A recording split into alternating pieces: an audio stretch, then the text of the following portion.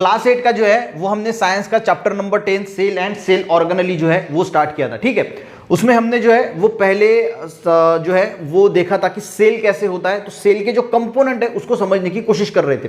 तो पहला जो सेल वॉल था वो हमने कंप्लीट कर दिया। सेल वॉल यानी क्या होता है, जो हमारा घर होता है तो हम बाहर जो कंपाउंड करते हैं, ठीक है, उसको हमने सिंपली जो है वो सेल वॉल बोला था। अब हम सेल वॉल के अंदर आए, यानी जो घर की दीवारें अब स्टार्ट होती है उसको हम बोलेंगे प्लाज्मा मेम्ब्रेन। ठीक है, प्लाज्मा मेम्ब्रेन को हम सेल मेम्ब्रेन बोलते हैं। यानी देखिए, ये हमने देखा था कि जो प्लांट होता है प्लांट सेल में ऐसे दो कोटिंग होते हैं, ये सेल वॉल होता है, एनिमल सेल में एब्सेंट होता है, और ये होता है प्लाज्मा मेम्ब्रेन या फिर सेल मेम्ब्रेन अंदर वाला। एनिमल में डायरेक्टली शुरुआत होती है ये सेल वॉल से यानी प्लाज्मा मेम्ब्रेन से, बाहर का क्या है सेल वॉल, और ये सेल मेम्ब्रेन, मेम्ब्रेन और सेल वॉल। ठीक है, वॉल यानी जैसे हमने बोला था कि घर का कंपाउंड होता है, अब हम घर के अंदर आ गए हैं, घर की जो रूम्स होती है उसकी दीवारों पे आ चुके हैं। अब प्लाज्मा मेम्ब्रेन का काम क्या होता है, देखिए प्लांट में प्लाज्मा मेम्ब्रेन होती है और एनिमल में भी जो है वो प्लाज्मा मेम्ब्रेन जो है वो मौजूद होती है। समझ में आ गया। अब देखिए, अब प्लाज्मा मेम्ब्रेन का काम क्या होता है, प्लाज्मा मेम्ब्रेन की वजह से क्या होता है, सबसे पहले तो ये परमिएबल होती है।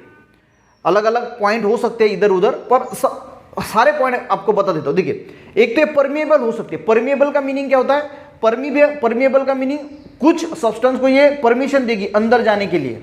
ठीक है, हमारा घर होता है तो हम हमारे घर में सभी को अंदर नहीं, अगर कोई ऐसा दिखा कि नहीं ये डेंजरस व्यक्ति है, उसको हम बोलते कि नहीं तू बाहर ही रुक। अच्छे लोगों को हम जो पहचान वाले लोग हैं उनको अंदर आने देते, जो विदाउट पहचान वाले उनको बाहर ही कर देते।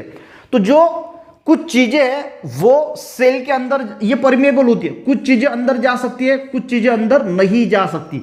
जैसे कि वाटर जा सकता है, सॉल्ट जा सकता है, ऑक्सीजन जा सकता है, ये चीजें इसके अंदर जा सकती है, पर कुछ चीजें अंदर नहीं जा सकती, कुछ चीजें बाहर जा सकती है, जैसे CO2 जो है वो बाहर निकल जाता है।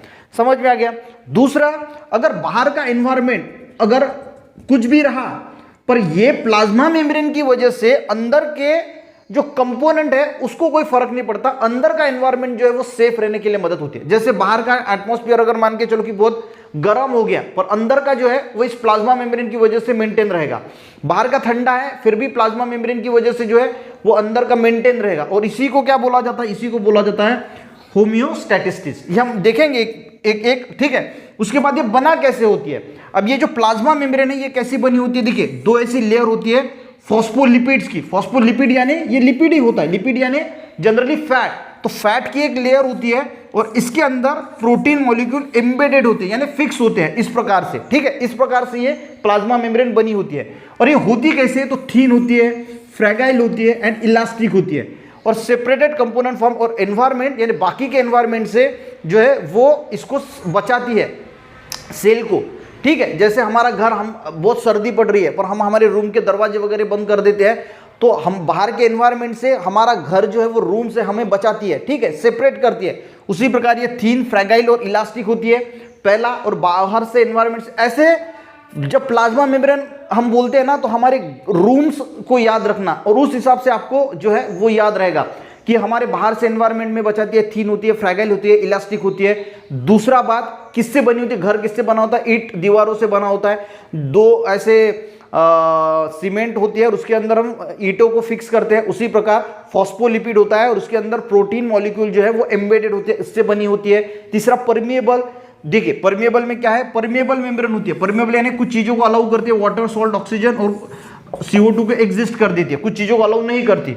और लास्ट में चेंज आउट यानी चेंज आउटसाइड दिस सेल, यानी अगर बाहर का एनवायरनमेंट चेंज भी होता है पर अंदर का जो एनवायरनमेंट है सेल के अंदर का वो चेंज नहीं होता ड्यू टू दिस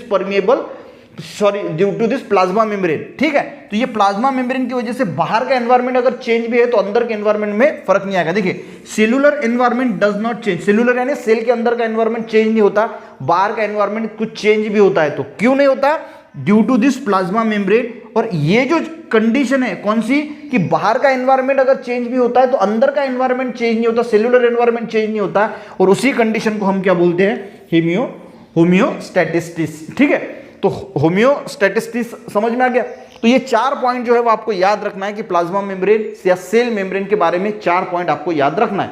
उसके बाद जो नेक्स्ट इसमें हम पढ़ने वाले हैं कि जो सेलुलर जो यानी कैसे ट्रैवल करते हैं सेल के अंदर जो है, कैसे ट्रैवल करते हैं, ये एंडोसाइटोसिस क्या है, एक्सोसाइटोसिस क्या है, diffusion, osmosis, isotonic, hypertonic solution, ये सारा का सारा जो है वो हम नेक्स्ट इसमें जो है वो पढ़ेंगे, धीरे धीरे पढ़ेंगे बच्चों, ताकि आपको अच्छी तरीके से समझ, क्योंकि एक दिन में सब कुछ पढ़ा दिया ना तो आपके दिमाग में वो घुसेगा नहीं, आपके दिमाग के ऊपर से चला जाएगा। तो रोज वीडियो देखिए ताकि आपको जो है वो अपने नोट्स बनाते चाहिए। पढ़ने वक्त पिछला भी पढ़िए, आज का भी पढ़िए। नेक्स्ट डे अगर देखिए थर्ड डे है, मान के चलो थर्ड पार्ट है, तो पहले जो है वो आप अपने जो नोट्स बनाए हैं फर्स्ट पार्ट, सेकंड पार्ट और उसके बाद थर्ड पार्ट देखिए, उसका पढ़ाई कीजिए। फोर्थ पार्ट का जब वीडियो आता है तो फोर्थ पार्ट देख लीजिए, first part, second part, third part का रिवीजन कीजिए और उसके बाद फोर्थ। ऐसे अगर करते जाओगे ना तो आप इतने साइंस में परफेक्ट बन जाओगे तो आप सोच भी नहीं सकते। वीडियो हेल्पफुल रहा, एक लाइक जरूर करना, अपने दोस्तों को भी शेयर करना, चैनल पे सब्सक्राइब करना। मिलते हैं नेक्स्ट वीडियो में, तब तक के लिए जय हिंद।